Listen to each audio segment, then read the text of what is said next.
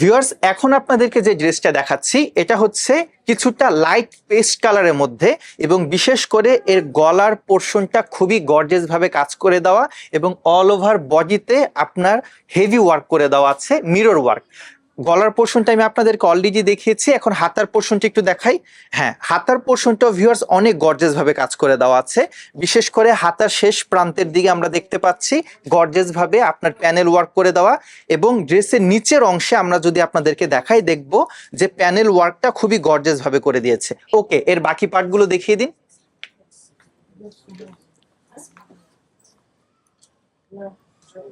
Viewers, এই ড্রেসের সাথে এর যে প্যান্টটি দেওয়া আছে সেটাও খুবই গর্জিয়াস ভাবে কাজ করে দেওয়া আছে, ঠিক যেমনটা আমরা কামিজের অংশে দেখতে পেয়েছি।